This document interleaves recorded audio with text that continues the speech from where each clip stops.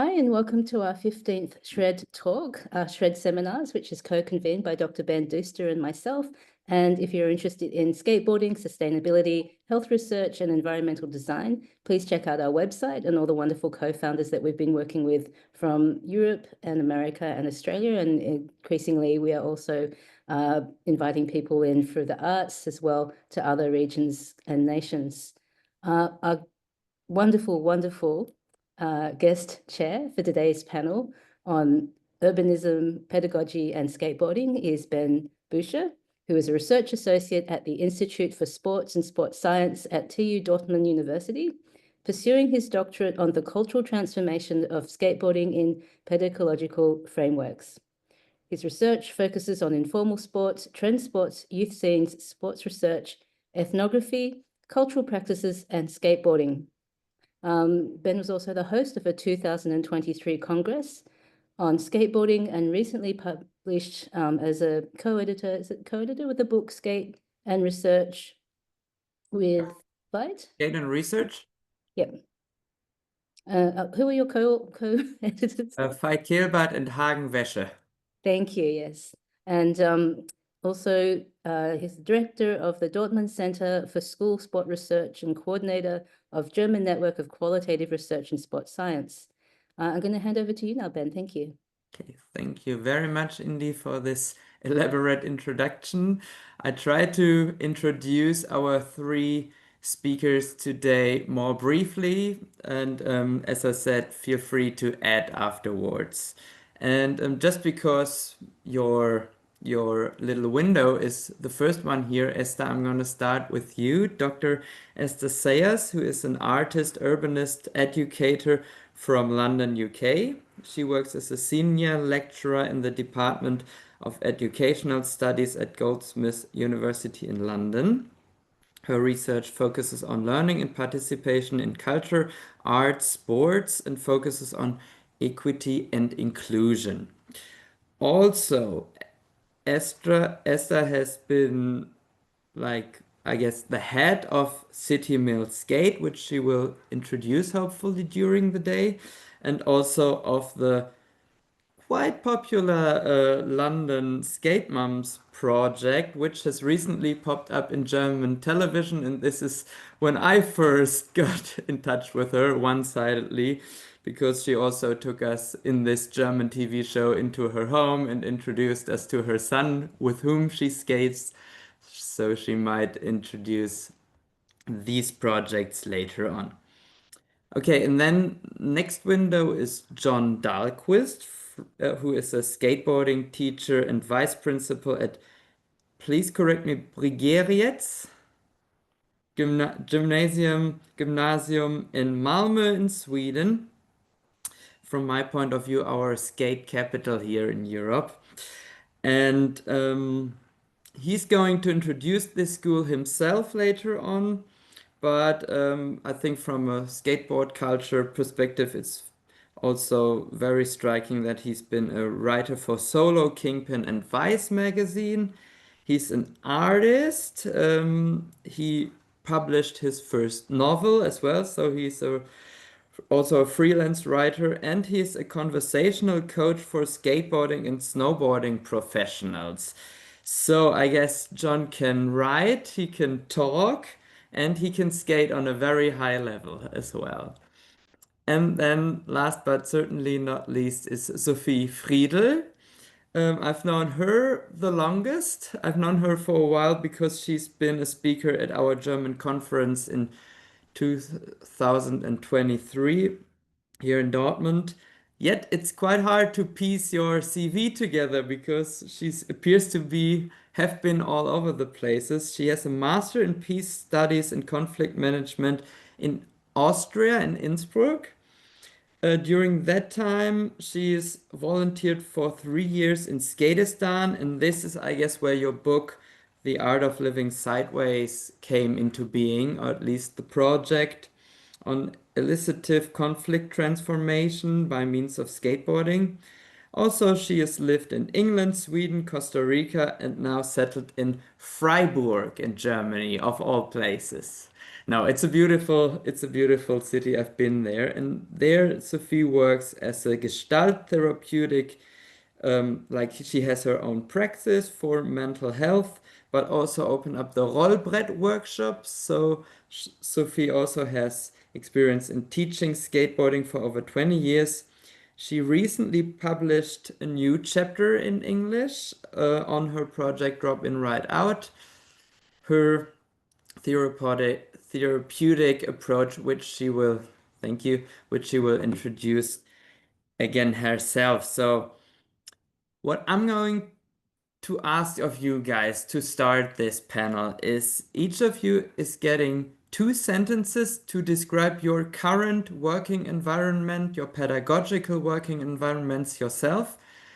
And if you manage to stick to those 2 sentences, you get 2 more sentences. I'm gonna just thumb up if you managed, and then you get 2 more sentences to describe the significance of skateboarding within your your working environment.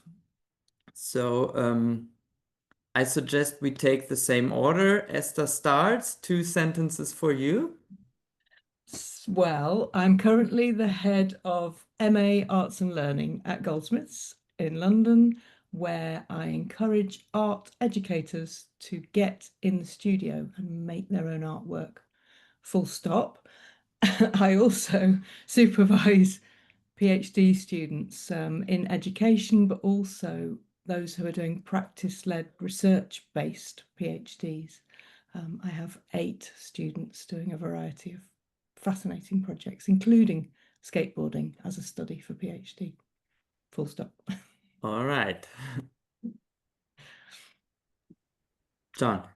Okay, so I work within the structure of skateboarding and the chaos of the school curriculum, and also within the structure of the school curriculum and the chaos of skateboarding.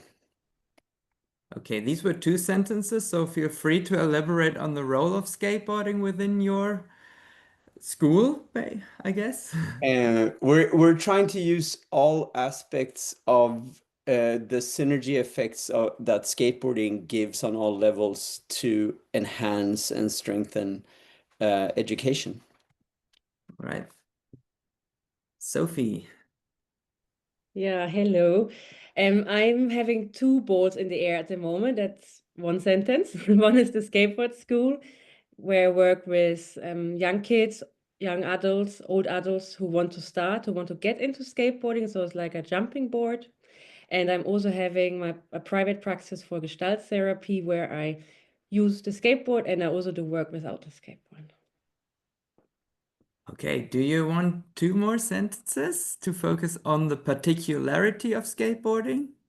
Yeah, I feel like for me, the skateboarding, which has also been since Skatistan, it is such a beautiful door opener to connect people, but also to be in spaces or like to use it in spaces where skateboarding has not been before. It's always like there's curiosity, there's playfulness, there is sort of some sort of freedom to create, also like a freedom to be different somehow, or like not to fit into the norm so much. At least that is what I experience.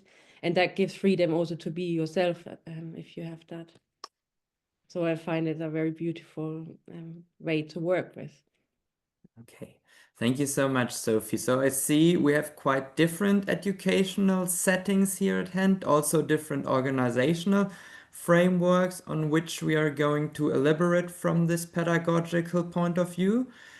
But I would start by, because I've also prepared personal questions for you, and I would start with John, because you were talking about the chaos of kind of getting skateboarding and schools in general, I guess, together. This is also what your chapter in this Skate World collection is about. So we are going to start with, from my point of view, one main educational institution, which is the regular school system. Yet the Swedish school system, as I understood it, has some particularities which allow for for an early specialization in certain cultural fields, such as skateboarding. So my first question for you would be to describe the uniqueness of the Swedish school system and the chances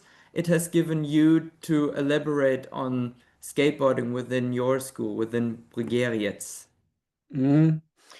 I'm not sure that we're very different in terms of curriculum, but we also have a very strict strict regulations and everything. But I think with by being sort of, I hope, brave, managed to just not compromise on either way, but stick to the strict curriculum, but also keep the freedom of skateboarding and just mesh them together in a way that perhaps the school system didn't think about before, but that also allowed that creativity and or mesh to be done, because there weren't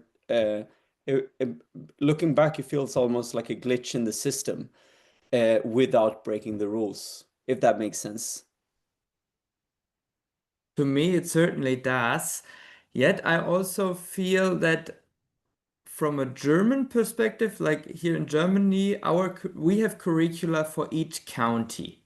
Like Exactly. they are very differentiated, they are quite strict, and we don't have a skateboarding school here in Germany. So there must have been some kind Yeah. of strategy, some kind of you're talking about the glitch. So how did you do it? How did you manage to make skateboarding the main profile of your educational institution? But that's interesting that you make the comparison with Germany, because I know the northern German school district is taking Bryggeriets gymnasium as an example, as they try to make skateboarding one of the approved sports that you can teach in northern Germany, because from what I understand, the different school districts have different curriculums, and this is perhaps what made our school unique in that sense, because we're not teaching a sport. We're part of one out of 10 Swedish programs that prepare for higher education. So our program is the aesthetic program, focusing on arts, media, and those profiles, where we managed to fit in skateboarding as a creative outlet rather than a sport. And in this sportification that we've seen especially since preparing for the Olympics, there's been openings, I know, in the education system to use skateboarding as a regular sport. But our in is more of the artistic side of skateboarding. So using skateboarding as other schools would perhaps use their fine arts program. Yeah. I do understand, and I also can relate to these openings. Having said that, German curricula are very specific with regard to their certain districts. They do not propose any sports per se. That is, we have competences in our curricula, so you do have to teach forms of movement on wheels, on rolling. We have also combined that with gliding. Here we are in the field of snowboarding and surfing, but we do not propose, it doesn't have to be biking or it doesn't have to be roller skating. So this is open for the teachers. Yet it's, we do have a certain, I'd say, hegemony of sports that have been part of the culture for decades and even centuries. I can give examples. In Germany, these are gymnastics, these are ball games, this is track and field, and probably swimming. Skateboarding certainly is not part of it, and therefore has quite some troubles to finding its place into the existing educational institutions. mainly because there are also already so many other sports like who have been also conserved within this system. So do you have any advice on how to, yeah, maybe if you talk to your colleagues or the headmaster of your school, you're being a vice principal yourself, how would you approach this from a practical point of view for teachers who are interested in including skateboarding? I think it's important not to focus on skateboarding, but the like you said, all the qualities that come with that could come from other things too. And use skateboarding as a vessel to learn different things. And for me, since I was a die-hard skater when I started doing this work, my main focus was just to get to, you know, skate during work hours or just be included in skateboarding. But the more I do it, the more I realize that skateboarding actually has a lot of unique, almost unique qualities that can enhance education in a very meaningful and broad way. So I think my best advice would be to try to take a step back and see what this can actually gain when we take away our passion or core values of I know a lot of skaters who work on a very, you know, personal level with this stuff. At the same time, don't compromise too much. If we have to compromise too much with the value that skateboarding brings, I'm not sure it's worth putting it in a strict school environment. Thank you very much, John. I will come back to certain points of view, but of course, I want to include everyone. And luckily, we have an educational scientist here now around as well. And since you just also addressed it, Esther, so John said it doesn't have to be, so I guess this was the final point. It doesn't have to be schools. It doesn't have to be this structure. We have many different educational environments, which you also addressed in your recent chapter in the Skate World's book. So you're talking about different forms of different frameworks, different organizational patterns, and you have worked in quite a few. Could you give us, from an educational scientist, sketch out some different organizational patterns, and maybe if you can point out the one that's most common in the UK, which is, I guess, not physical education and regular schools. Oh, hang on. I need to understand your question. Yeah. In terms of the one that's not common in the UK, what were you thinking? Well, let us start with you sketching out the different organizational patterns you have worked, teach, and learned skateboarding in, and then we can come to the hierarchy. I love your categorization, Ben. I'm trying. We're trying together here. Yeah, totally. It's really valuable. In the scheme of things, I guess I come to that question just for my whole career. I've been teaching about learning and researching about learning in various different contexts to understand it practically and theoretically. And so those all have contributed to why, when I started to skateboard at a very late age of 47, it's suddenly my interest was piqued incredibly quickly because I am fascinated by pedagogy. And in skateboarding, you see examples of so many different types of pedagogy being played out. So the context of learning in schools is part of my work in the Educational Studies department. I teach particularly around creativity as a mechanism through which learning happens and which enables inclusive spaces for learners with different aptitudes to engage in the kind of school curriculum. And I've attempted to find ways to rethink that curriculum and offer up new curriculums which are more creative and more open.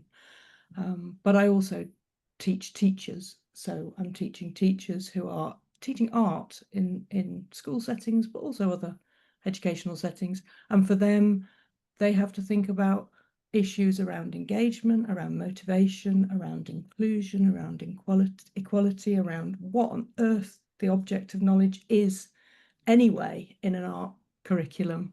What is it that you're trying to teach the student to learn, and how much are they self-projecting, deciding for themselves what that path of learning should be? So all of those things then I see in skateboarding. So I see so many opportunities for different pedagogical approaches to play out through skateboarding, benefits around skateboarding as a habit, but also, I mean, I could go on. I don't know whether you want me to go on into particular types of pedagogy, but my research vehicle for understanding the way that this learning works is through my own experience of being a learner at a late age and learning alongside my children. So I have written about that learning experience within the frame of being an autoethnography, of exploring how learning happened to me. Thank you very much. Can I want to also go into the organizational framework of your own learning. So if I understood it right, like mostly you are learning informally by yourself, I guess more or less by yourself, without any like clinic or workshop surrounding or school surrounding, which from my perspective is still the most common way of learning skateboarding, to interact with your board, with your environment, and maybe an informal group. Often adolescents, but as we've seen recently, not always adolescents. It's growing. We see children in skate parks, we see adults, we see basically people of nearly all ages in skate park. So am I correct that your learning also takes place, is of an informal modality, or did you go to certain offers, certain, we can say privatized or commercialized offers, who advertise their teaching of skateboarding? Well, mine has been a mixture of that informal spaces of learning through peers, learning through watching other people and mimicking, things that are very well understood for skateboarders, but also sometimes one-to-one lessons, occasionally to learn specific things, sometimes group lessons. The group lessons at House of Vans, when it was still open in London, were incredibly important. They used to have a skate school on Saturday and Sunday mornings, and I used to take my children but also participate myself, and so that was really instructional. But then there are so many different ways in which that learning can happen, through YouTube, through clips, through talking to other people, all of those different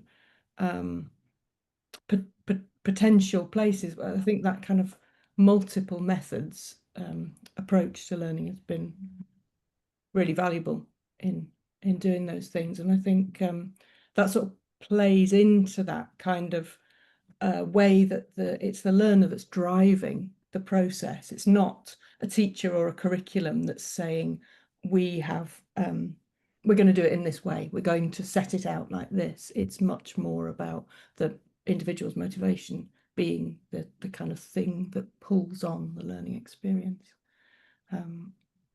which is where the format of learning in skateboarding, I think, teaches a lot to other educational spheres, because there are all sorts of things like doing it in short bursts, fitting it into your routine or schedule, attaching learning to other activities like taking your children to the park or going to work, traveling to work, or for me, taking the kids to school at the beginning and just skating with them. That's part of the learning. That was a kind of informal way that we continue to learn. Absolutely. I guess we all started by using the skateboard to going to like the bakery in the morning or to the supermarket and just getting used to this to also make the rolling and the basic movements as some kind of natural movement and not having to focus on how to push, how to put your feet, and all this stuff happens on a quite early level and puts the foundation for any kinds of tricks or ramps or any kind of advanced movement pattern.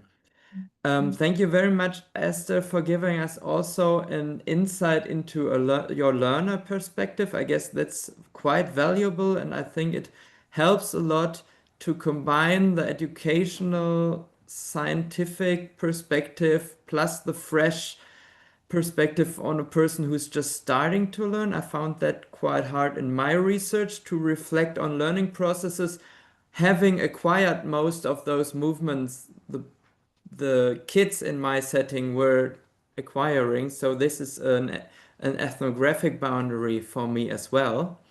But for now, I want to switch the perspective from learning onto teaching. Sophie, you have started your Rollbrett workshop. Obviously, I guess teaching is also part of the therapeutic approach, but for now, we want to focus on Rollbrett workshop because from my national perspective here in Germany, those workshops are actually the most common teaching environment. Maybe not the most common learning environment, but teaching skateboarding mostly happens in these privatized offers.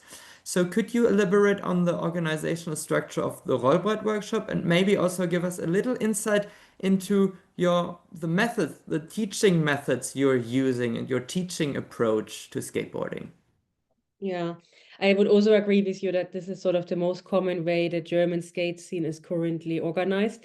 Also, there are also some clubs who offer it for like not really on a private basis, but I think there's some waves who want to make it a bit more easy, a bit more accessible for even more people. Yeah, what I'm doing is I'm trying to find a balance between leaving the space for unstructured stuff and structured things. Because I feel like this sort of, well, the reason why I started the skateboard school was because when I started skateboarding, there was no YouTube, there was no GoPro, and we took ages to learn something. And then soon after, like 1 or 2 years after I started, GoPro came.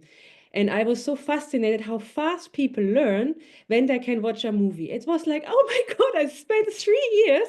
And then suddenly they watch a 10-minute movie or 3 minutes and watch it 10 times. And it's so much faster to learn. So I was fascinated by, hey, if you have somebody to show you things, because at the time I also didn't want anybody to show me things. I had to drive to practice myself and to find out myself, but I also hurt myself a lot.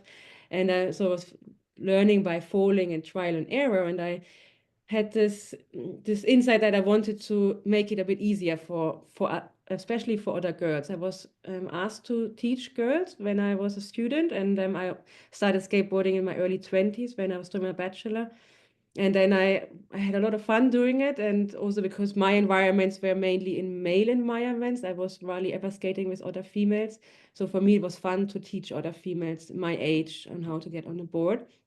And it hasn't stopped. I really like it, and I feel what I think the learnings I took over the last years is that for beginners who never stood on a board, it doesn't matter how old. If I work with 4 to 6 year olds, 7 to 18, and young adults, if there's no formal knowledge, security is quite helpful in the sense of, hey, this is one way of standing on your board. We play around with the left foot, the right foot, different options.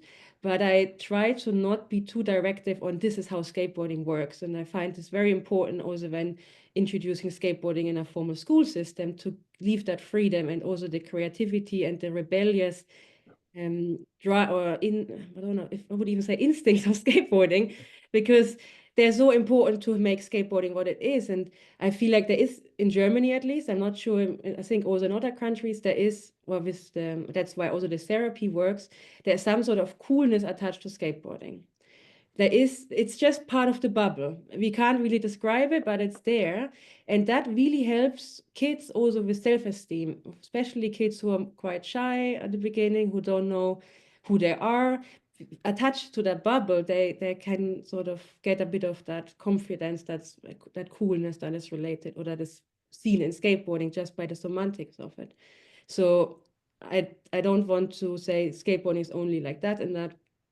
Sorry, I'm repeating myself, but I think to come back to the core lessons, have, especially for beginners, a way that they can safely roll down some ramps, that they know how to balance on the board. And then we call it free skate, and like normally our setup is 2 hours of skateboarding. We skate with beginners and advanced people, and we deliberately do that. We start together in a morning circle, and then we play some games to get to know each other and start separating a couple of different groups of skills, but then we deliberately mix again so that people see that, oh, actually, I thought I'm crap at ramps, but I'm actually better at ramps than this person doing the ollie over there. So you can also see that there are many different levels of what it means to be good at skateboarding. And yeah, I hope that. Thank you. It's absolutely no problem if aspects are repeated. I found it actually quite helpful, so no worries about that. I got hooked with because I absolutely share this perspective, but with your point of that these teaching formats actually make the learning of skateboarding not only easier but also faster, at least from my perspective, from a point of view of motor learning, motor progression, learning the first tricks because someone explicitly explains them to you, someone shows them to you, corrects your foot positions, your body position, and all these little things I personally had to figure out myself. Yes, it took me longer to land my first kickflip and to feel safe in ramps and in the skate park, because if someone taught them to me, it was more like occasionally some advanced skater on the ramp took a minute in order to explain them to me, not like these explicit semi-formal teaching environments, I call them. So, sketching out this in contrast to your teaching format, how would you say this faster learning, this more effective learning, if I may frame it this way, contributes to the identification with skateboarding? Because I figured that I love it so much, or I've been doing it for 20 years now, because it took me quite some effort to actually get to a certain point where I considered myself a skater, where I thought, okay, now I have my basic tricks, because it was hard, you know? If someone would have explained that to me as like in sports clubs, like in the soccer club, or I did swimming and taekwondo, and I lost interest after some years because I didn't have actually had to work so hard. It wasn't because it was made easy for me. How would you, looking maybe at your advanced group, how do they identify with the whole skating culture? How sustainable is this identification with the culture? Wow, that's a very good question. I like it. Yeah, I also noticed that if people, and also myself, if it's easy, some kids come to my workshop, I show them things and they do exactly what I tell them immediately. And I feel like it's like if you eat very fast, you have difficulty digesting. And if you take the time to eat slowly, you're not so hungry, you're not so satisfied so fast. You have some time to process what you're learning. And I do notice that if kids, I have a lot of kids who come because they want to learn how to skateboard. They're curious. They see the skater boys or girls in the street, and they say, "Oh, I saw them we have this Platz der Synagoge. I also want to do it." And then they come, and often they're like, "Oh, it's actually much more difficult than I thought." So there is a certain amount of this frustration. And this is also where creativity comes. You kind of find new ways of dealing with your frustration, because suddenly it's okay to fall. I feel like in lots of formal environments, at least here in Germany, kids are not allowed, still, it's crazy, are not allowed to make mistakes in school. You have to do certain grades in order to make the class. And so you're not allowed to do mistakes. And suddenly I tell these kids, sometimes I also tell somebody, can you just do this for me, so I fall off the board, just to demonstrate that it's okay that as an adult person, I'm allowed to fall. And I feel like this creates curiosity in some of the kids. It's not for everyone. Some are super afraid of falling and don't want to do it. But I feel like it's good to have some friction, some tension to stick with it longer. Yes, because if everything comes easy, you get bored much faster. You also with eating, if you swallow super fast, you're not hungry anymore after a couple of minutes. Okay, Or you can eat more, but it's like you feel not so satisfied afterwards if you're super full. I don't know if it makes sense with my comparison to. it does. I think at least with regard to motor learning or growing into the culture. But then again, skateboarding is also, of course, much more than just motor learning. We pick up certain stylistic elements, we pick up certain group behaviors, we find our places within these cultures. Some do more than others, obviously. But we're gonna come to this point in a minute to the non-motor aspects of or the non-movement aspects. But John, I want to stick to the learning and teaching of skateboarding and transfer it back to Bryggeriets because I understood that you also teach students on a much higher level. Not what I don't even want to use the word advanced. I want to say nearly professional level. We have seen some students come out of your school who afterwards pursued professional careers in skateboarding actually. So I was curious about how do you teach those who are actually really good in skateboarding? Which kind of support can you give them? And then how far does the institutional like I even want to say, yeah, you kind of intervene also with an already existing identification and learning process in skateboarding by giving it an institutional framework. So how do you deal with this? I guess it's a discrepancy I experienced. Maybe it isn't one, but you can explain, I guess. Yeah, but I mean, I wish I had the vocabulary and the metaphors that Sophie has, because you put it in such a good frame, Sophie, by you pointed out that create an environment where everyone can learn at their own pace, probably meaning allowing for the beginners to be brave enough to skate next to the advanced skaters, in lack of a better term. And we do exactly the same, that all our assignments and everything we do is based around a classroom that's designed for all types of learning. And it doesn't matter if you're Heitor da Silva, Sarah Merle, Vilma Ståhl, or a beginner who is about to learn their first kickflip, because the classroom works for everybody. And as Sophie pointed out, if you create an environment where mistakes are allowed, all that gives itself. And I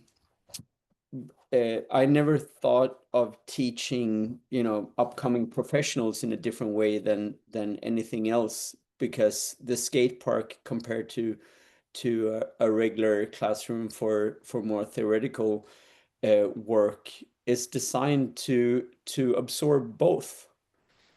But one thing that is beautiful with skateboarding, and that I think I tried to address before, is that everyone falls the same. The pros will fall as much as the beginners learning the next step, and that's pretty unique. But it's so natural to make mistakes, and you don't lose face. And I actually read up before this on notes I took on a Dylan Williams show. It wasn't a show, it was a lecture, but it was seeing him as sort of like going to a show where he said, celebrate someone taking a risk, don't celebrate results. And that was 7 years ago, and I left those notes in a folder somewhere, and I realized that's what skateboarding is. Sorry for the rant, but I hope I addressed some of your question. You did, certainly. And more of obviously, and more. And I totally agree that is one aspect of what skateboarding is. I really like the framing of Hertzgens and Kellen Riley of skateboardings. Also that there is a plural which we can elaborate on. But John, you opened up this case yourself. So you said you used the skateboard also to teach theoretical content, not just the motor learning of a new sport or new movement practice. So I guess we also need to look at the educational value of everything else that skateboarding is. I suggested stylistic elements or even spatial structures, which I guess Esther can also elaborate on. But first, John, again, so which are those theoretical concepts, insights, competences you're teaching? I mean, the first one would be meta learning, learning about your own learning and thinking about that. And skaters do that all the time. But I see my role as a teacher to try to put those into words, teach the terms that we can use outside of skateboarding to use those qualities in other walks of life too. And as a conversational coach, as you mentioned before, me working with professionals going out of their last contract into normal life, we put a lot of emphasis on what have you learned through your professional lives that could be used in a different setting. And just as an example that we try to embed into the curriculum too is imagine if you had a colleague who uh, cheered on another colleague when they had success instead of seeing it as competition, and someone who makes mistakes all the time, but whose first priority is for everyone to have fun at the workplace and who never gives up even when it seems impossible. So to try to at least shine some light on those um, is is um, is my goal. But then, of course, sports psychology, using our common interest in skateboarding to read, and the most common basic skills of school can be reached through skateboarding. Maybe I have a feeling it's a bias of mine, so maybe you can also break that up. Or, but are you teaching actual cultural content from skateboarding that is certain media, certain representations in media, the history of skateboarding, maybe? Is that also part of your curriculum? And if yes, can you give an example or can you elaborate on this? I mean, Indigo is here too, but as part of skateboard history class, we watched the film Kids 20 or 25 years after it came out, and then my students got to talk about uh, the difference in skateboard culture between now and then.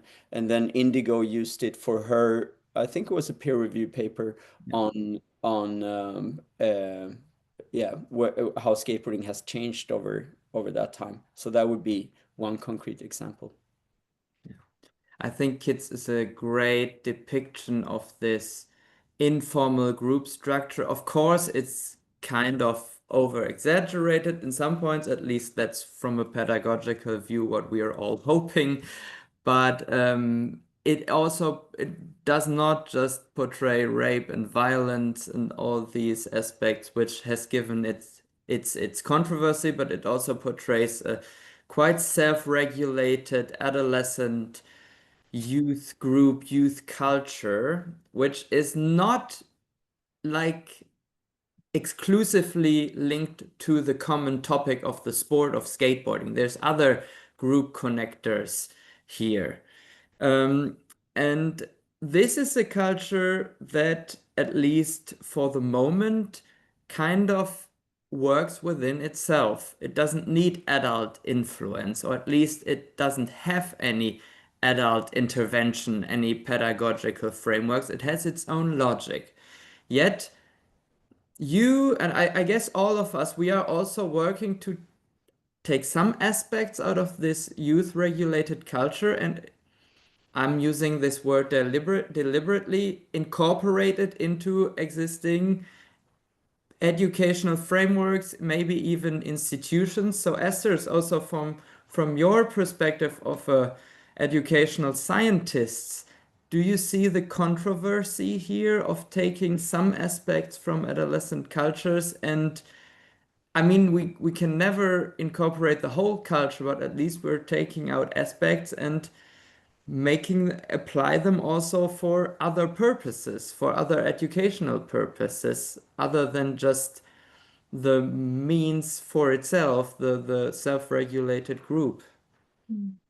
Cool. Yeah, I think you have to look at the age of a lot of skateboarders, because I don't think this is a youth-led practice anymore. I think we're now in a situation where there's many people who are playing leading roles in skate culture and skate pedagogy who are 50 or above, or thereabouts, and some of them are here. So I think, just to go back to the thing about sustainability for a minute, if skateboardings is going to be able to be if skateboarding is going to be sustainable, it has to be more about this kind of multimodal way of understanding a practice that is shared but is performed differently, according to different groups within that bigger world of skateboarding. And in that way, I don't know, I'm slightly kind of nervous at the moment that those of us who are speaking academically about this are of a certain age group and of a certain experience. And I kind of want to be a bit more reassured that there is room for young people to come in and actually produce culture in new ways, because it shouldn't be about reproducing existing culture that the elders have made, but there has to be room in that to make new. And I think we see that through the massive influx in girls, for example, who've started to skateboard recently. And because of the influence of the Olympics, we see girls wanting to learn to competition level. So that's created a whole area of pedagogic support that wasn't required before. So the culture has led where pedagogy needs to go, where that needs to happen. And that's important. And if it's going to be sustainable, and at the moment, I've talked to a few people recently who've said, actually, it feels like skateboarding is entering a moment where things are a little precarious. And just very sadly, at the closure of a skate shop in South London yesterday, Brixton Baddest is closing for good reasons, but it marks a change in this cultural moment post lockdown, post these things. And so, my view is very much pedagogically that the pedagogy has to play a role in what the culture needs, rather than the culture having to be the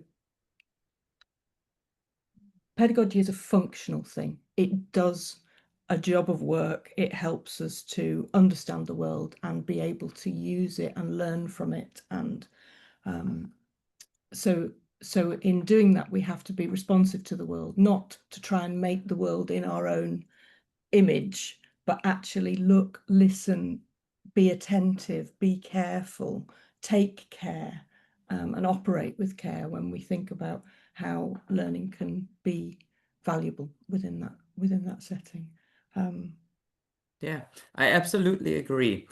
And I also see the differentiation of skateboarding, or the pluralization. We have different styles. We have new groups within our, fairly new groups within our community. This is, I guess, also what the point this book is making as well. There is change, yet there are also voices who argue that these changing fields are still fairly small. There are side effects, so to say, from this hegemonic point of view of that the majority of skateboarding is still an adolescent peer culture.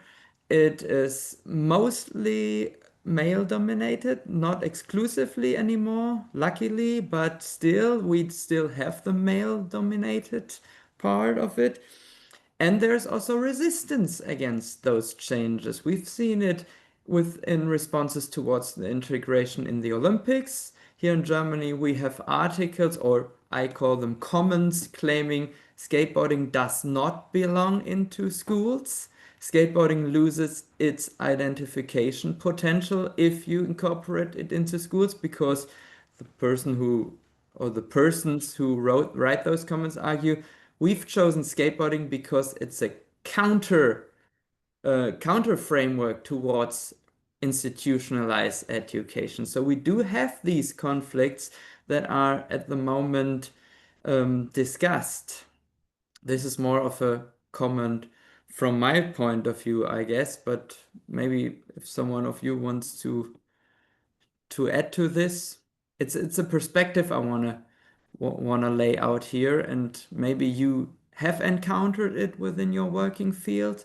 Maybe you have ideas of how to respond to this. I do take them very seriously, but I also try to mirror that there's other sides of skateboarding. John, I guess you raised your hand. Yeah, I think it's really healthy to have that perspective, and to have someone, counter or being critical.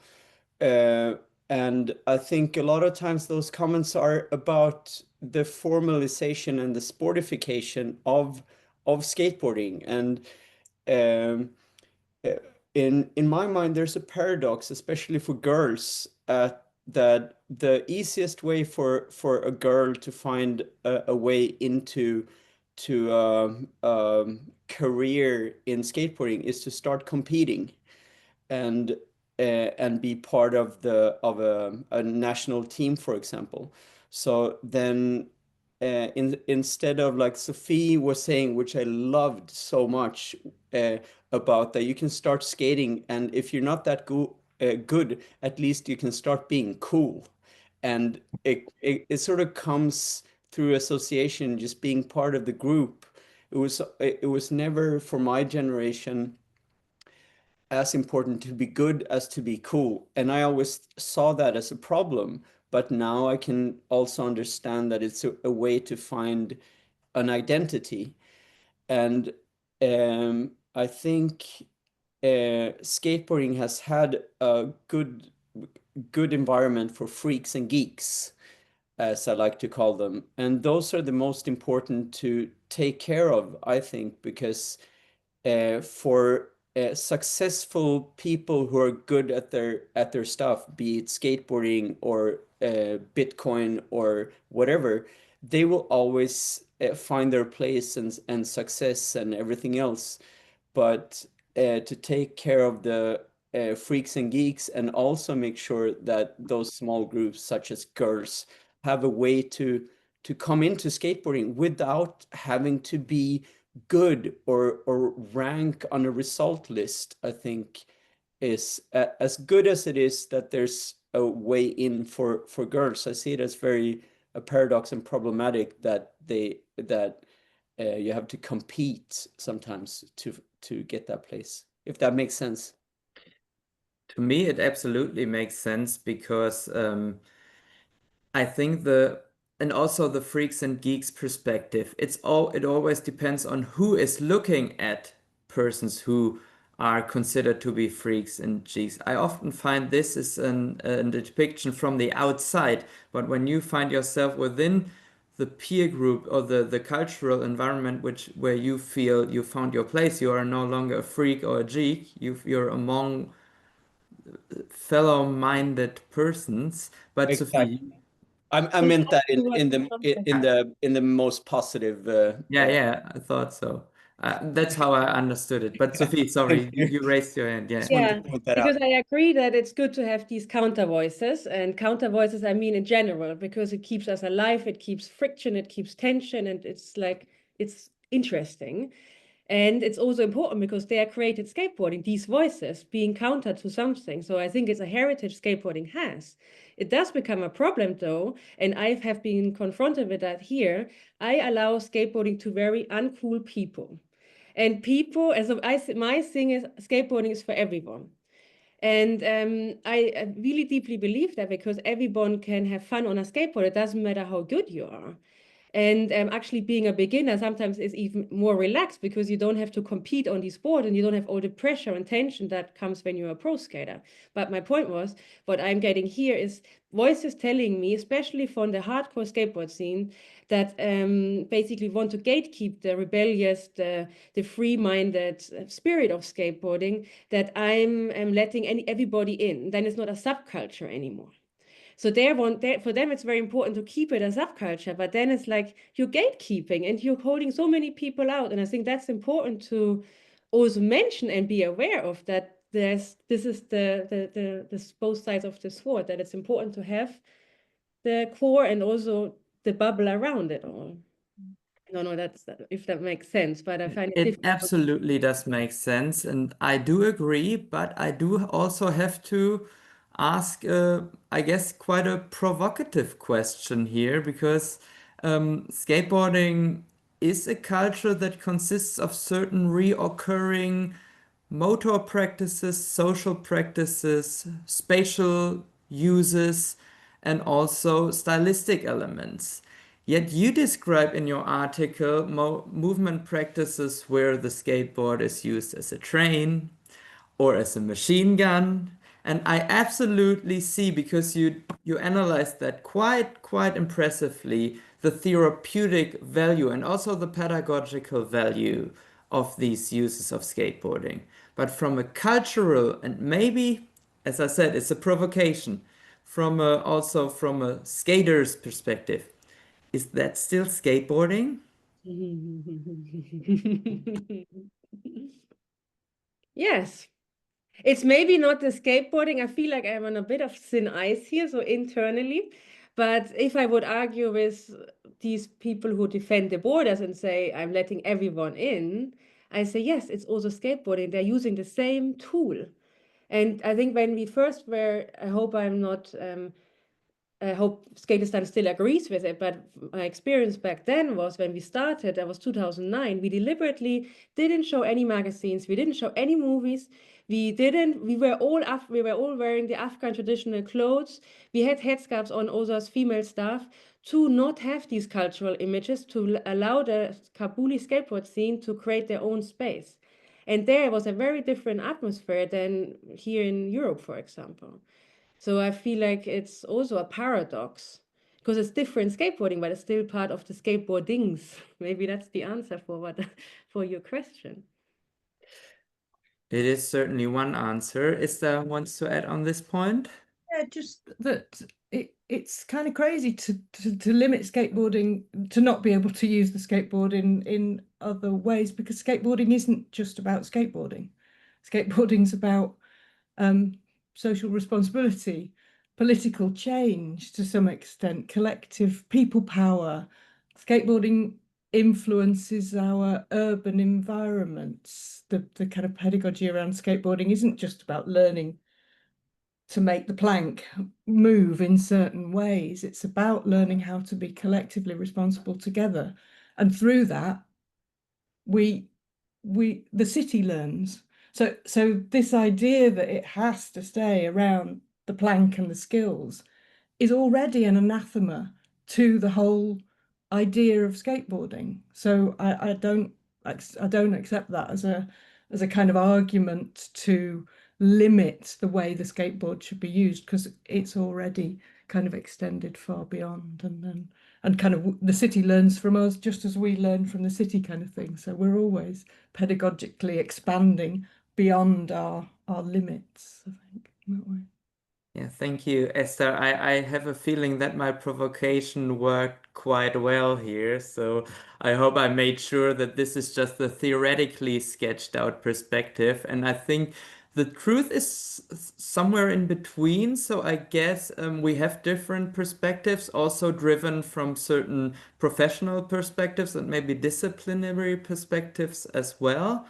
And I think the value of this panel here is to bring these perspectives together, but we should also try to like move beyond certain settings, certain frameworks, certain also goals in order to sketch out what pedagogy could actually do for skateboarding and the other way around, what skateboarding does for the pedagogical field.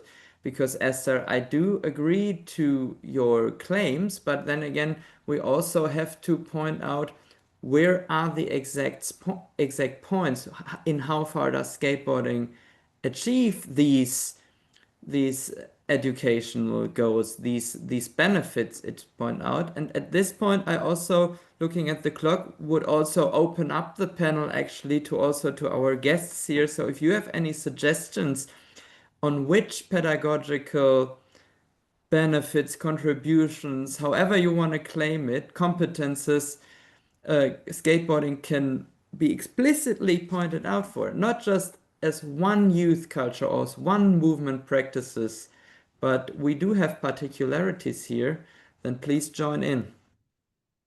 But Esther, I guess you're the expert, you're the educational scientist at this point who can Interesting, Ben. up here. You've used this term which I'm not familiar with at all, so I'm just going to take it to task. Which one? Educational scientist. Okay. It's really interesting. I've never thought of myself as an educational scientist, and the reason I bring it up is not because I mind being called something I different. derived it from your professional, you work in the Department of Educational Studies. This is how I derived it, but I made that up actually. And it's interesting, and there are other people in that department who probably would consider themselves to be educational scientists.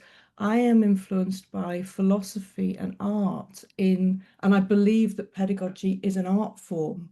So I am very much on the end where, in order to make a successful pedagogic event, all sorts of things have to be considered, not least the people involved, the teacher and the student, but also the material interactions with the world. So with skateboarding, the wheels, the concrete, the transition, the kind of the environmental conditions, all of these things contribute to the learning that can take place. So in that way, it's a carefully held negotiation between all those factors that creates good pedagogy, not being able to scientifically place things in, this is kinetic learning, this is, although of course all these different types of learning are relevant. Sometimes we use kind of didactic learning to teach and learn, but sometimes it needs to be dialogical and it needs to be discursive or constructivist.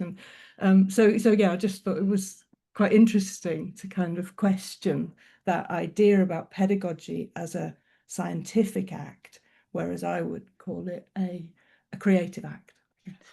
Well, I would absolutely agree that pedagogical work, on the one hand, is always a mix between, from my perspective, theoretical and practical work. It's a discipline that works kind of in between and can be interpreted from both sides. And on the other hand, I absolutely agree to it's an interdisciplinary.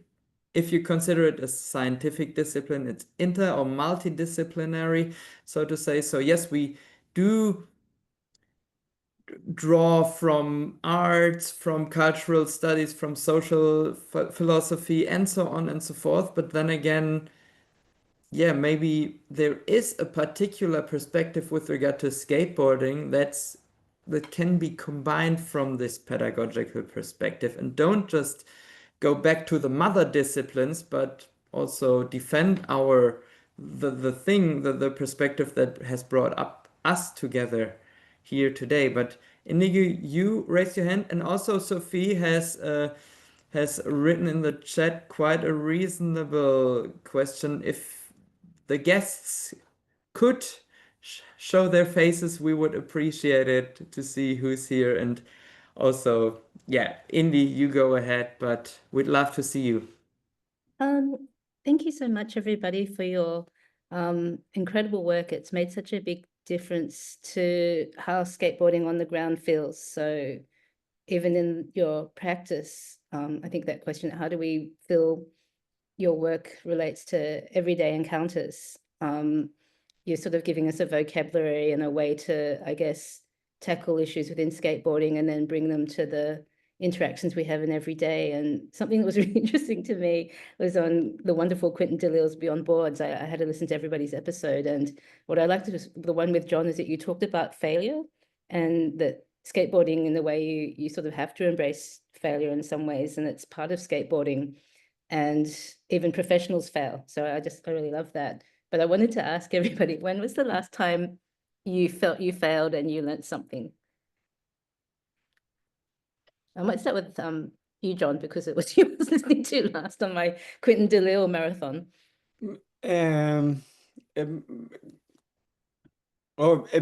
It's almost uncomfortable to talk about, but I'm trying to finish off a video part, and in Sweden we can't skate during winter, so right before winter arrived, I had to give up on what was supposed to be my last trick, something I've been thinking about for 5 years. So I've gone back and forth, and I was this close to landing the trick, and having to give up and also live a whole year. Now it's summer again, so now I'm getting a new chance, but living a whole year with the frustration of knowing that something is possible but yet to be done. I am yet to understand what I'm learning from that, but to live in that frustration and to live in that question of whether or not something is going to happen has sort of not haunted me, but has been there the whole time. And I think it's giving me a perspective on what life is, what we know, and what we will never find out. And I think on a philosophical life level, that has or that is teaching me a lot, but I'm yet to understand what. Thank Well, you. I do hope that when you land it or when you manage, that you will appreciate. I think this is one key. So to overcome these stages of not managing to actually, you don't get it straight away. You have to work hard. You have to wait also for the proper seasons. I know that from surfing as well. But when you are actually able to at some point manage this, or maybe some derivation, because it's no longer as doable as it appeared in the first moment, then maybe you appreciation is also a big part, could be a solution to this issue, actually. I love that you say when and not if. Thank you so much. No, Every I'm trick certain. is a trick that we haven't got yet, is what we like to say as well. Like, you just haven't got that trick yet. So Esther, what was your last one that you want to share? The thing that you learned from, maybe. You were with me, it was yesterday. What happened? At Stockwell, it's a failure that keeps happening to me. I failed to drop in on that really big high bit in the middle, which I'd done the last time I was there. And so my failure is that I keep failing to believe that I can do it, even though I did it a couple of weeks ago. So I'm trying too hard to make the conditions right in certain ways, rather than being open and flexible about changing conditions and adaptable towards them. If something's not quite right, maybe it was a bit windy yesterday or something. But, I actually went home and thought, oh, I wish I'd done that. I wish I believed I could do that. So what did you learn from that, though? To believe, to be able to, I think as we traveled home on the tube together, you'd said something about when you can't see it, when you can't see what you're, and I didn't look at it. I didn't see it through. It's something I've learned from John, actually, about talking about learning and how teaching goes at Brig, that kind of being able to visualize. I need to get better at that. Yeah, I have to see the trick before I can do it.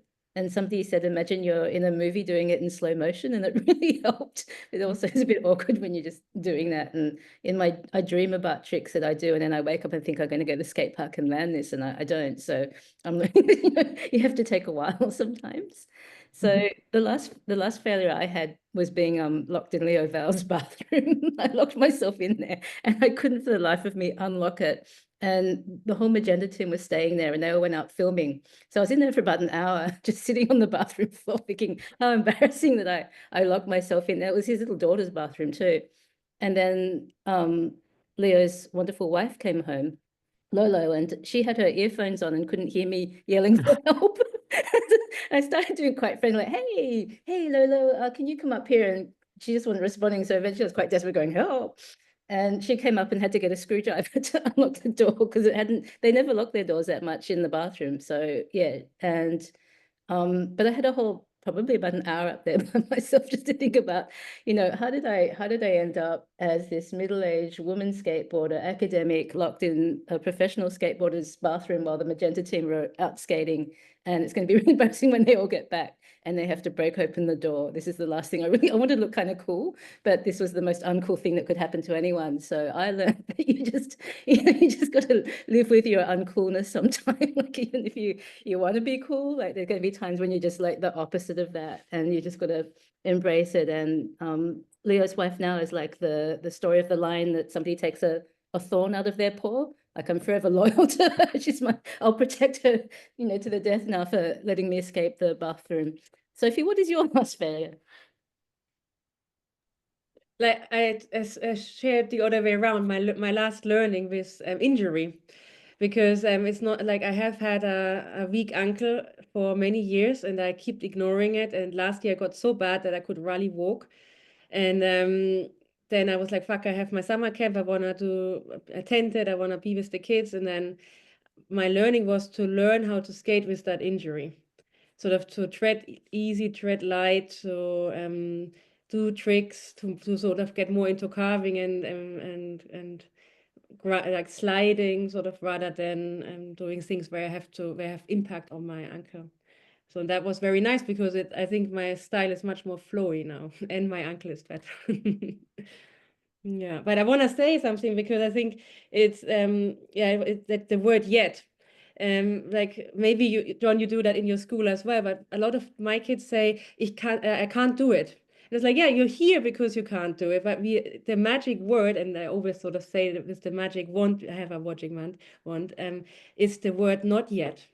And I think it makes such a huge difference in our mind to actually believe, yeah, it might happen, might not happen, but there is a space again where it might happen if we say not yet. And I think just wanted to emphasize that again, because this is what learning is about. Not yet, we don't have it yet. And if you give up, I can't do it anyway because I've never done it, then it's like always suppressed in your own mind. You're holding yourself small. And that's for kids and adults alike. Thank you. Just Yeah. towards the end, Ben, sorry, if anyone gets stuck for questions, I just had one on also just what do skate educators, how do they educate the city via, like urbanism, like how do educators have an impact on urbanism? But just put that placeholder, that one. Yeah, I'll save this one. I just have one comment with regard to your questions. I'd have 100 examples of failures, and I can't even remember my last time because it's part of my, like every skate session includes failures, and I'm quite relieved that you guys on all level experience failures. I'm impressed by in how good you can actually reflect upon your failures and then optimistically draw your conclusions and also work out your learning outcomes. I guess I'm not this this consequent or this competent in drawing my conclusions from it. I'd say like I have them in every skate session. I've learned to live with them. Maybe this is a learning outcome, but also I think I've also just, I don't even want to use the word learning because you don't have to learn from a skate session every time. And not every skate session has to be put into this perspective of it takes me one step further. This is like my perception of skateboarding is not this, not every time I progress. And I do go back, Esther. I know these moments. You could do the drop in, you know you can do it, you have done it, but not this day, and that's fine too. And I think this is also a key element I've learned from skateboarding. It's not for me, it's not a competitive sport anymore. I'm in my mid-30s now, and I've accepted that my progression has come to kind of a plateau. I try to stick to the tricks I could do for the past 10 years, I guess. But that's fine for me. So it's more of a recreational source to get together with my friends, to go to a space which I cherish very much. Indy, I've taken you there, a space which gives me regeneration and where I don't have to learn a thing every time and I don't have to benefit from. I just want to be there, exist, recover, and then, of course, go back into other fields of my life. This is probably also a bit of a young adult perspective to perform and learn and achieve stuff in other fields because I could rest in the skate park. I sorry to interrupt, but I just have to underline how important that is and how that today feels like a political action to create this forum where results is a side of synergy effect, but not why we're there, and how important it is, especially for young people, I think, to create a place where you're accepted and where you can be without having to show results, and again, like Sophie said, where you can just come and be cool in every sense of the word. And also, I want to point out that I did not say that I made mistakes or that I failed. I only had very many attempts. So did you land it already? No, you didn't. No, I'm still attempting. Yeah. Yeah, I guess this is also a cultural construct, right? Because skateboarding does present certain norms, certain, like a trick is landed or not. We do have that in our culture. We do have these yes or no rules. In other sports, let's say dancing, for example, it's more expressive. It's more like you can perform a movement one way on the other. But in skateboarding, I guess, at least on a certain level, we do have these do or don't. You landed it and rolled away, or you didn't. But I guess Esther has a different perspective, or but at least this is part of the movement practice that I see in skate videos, and that is disseminated across the world. A kickflip is landed or it isn't landed, but there's no half kickflip in between, I guess. Or is it? I was just wanting to respond to that thing about success being a byproduct of all the other things. And I think I'm very keen on thinking about skateboarding and the way that it's sort of lack of productivity in a useful sense, or a way that can become a kind of economic milestone. I find it useful to think about the way that skateboarding resists some of those capitalist ideas around what the purpose of education is. The purpose of education, as in to create young people who are then cogs in the economic machine of the world. And actually, I think it's important to find ways to resist that and to look at education for the whole person and their environment, and how it can contribute, how education can help people contribute to how they operate as members of a community rather than as success orientated kind of cogs. Thank you.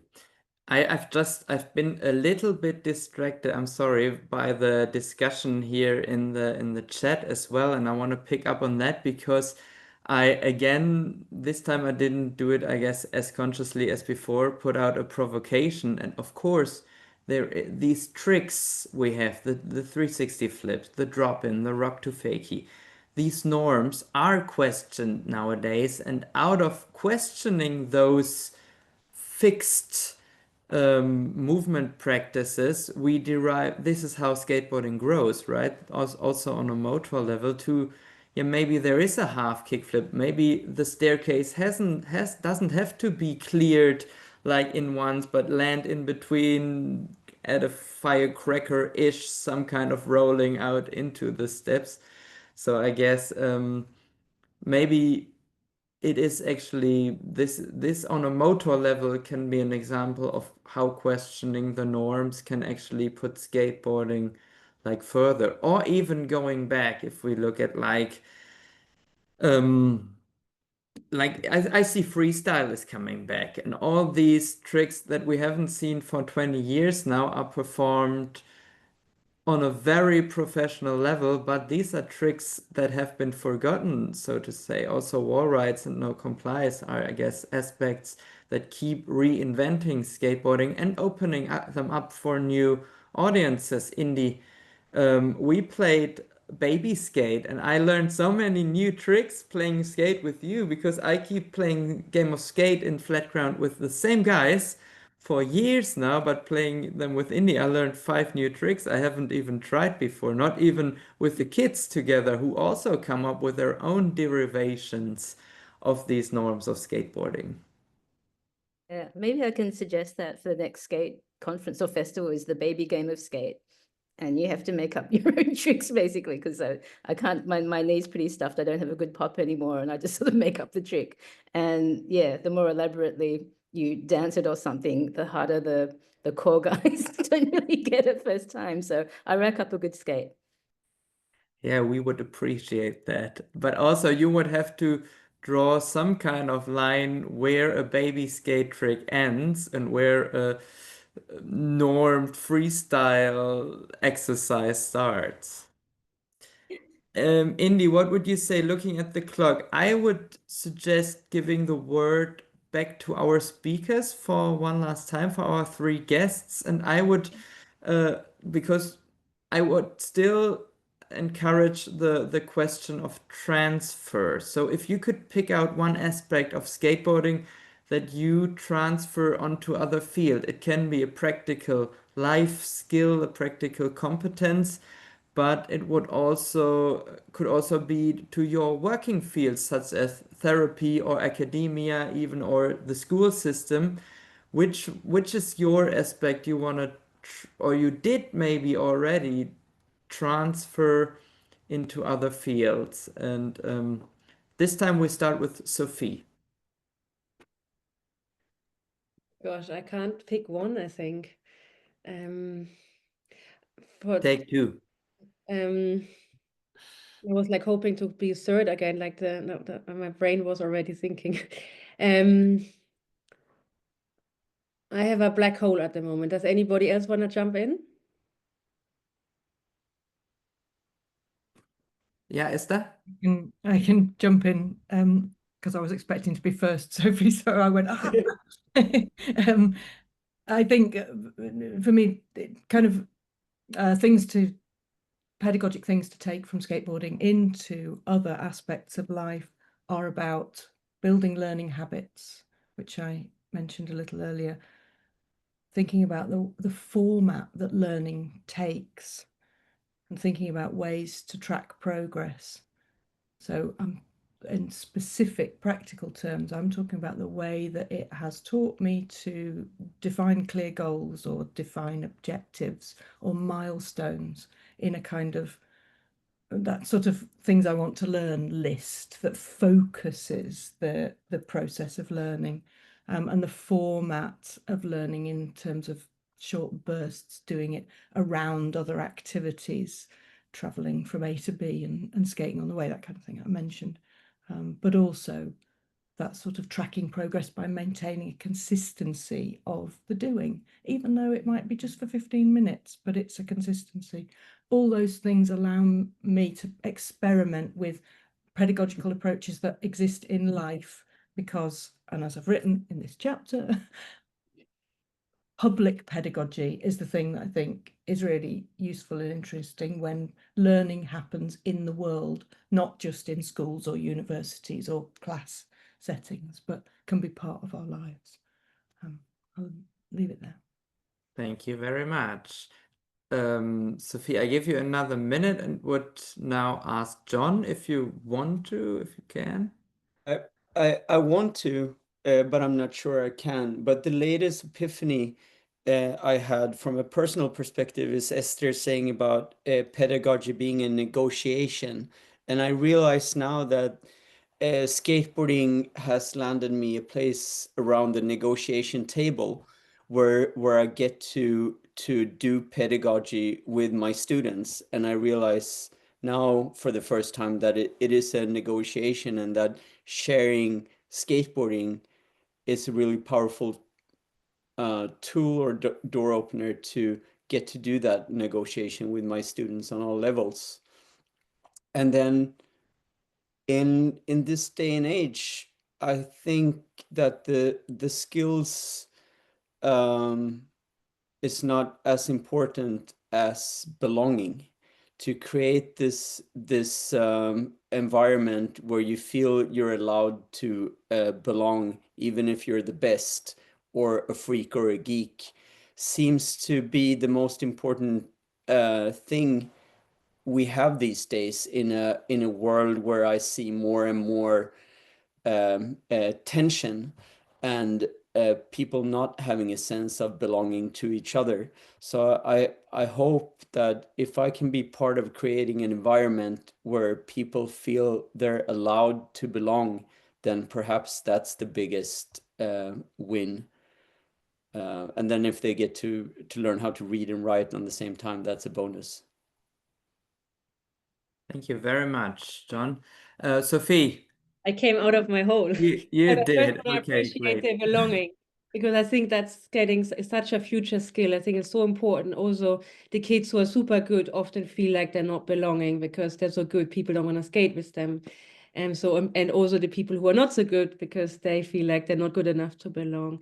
But I came out of my hole and I wrote down the vibes that I feel sort of skateboarding brings. And that's for me, dare to be different, flow, this fuck, can't do it. I know I can't, that's sort of I still often think that I can't do it in these certain moments, and do it anyway.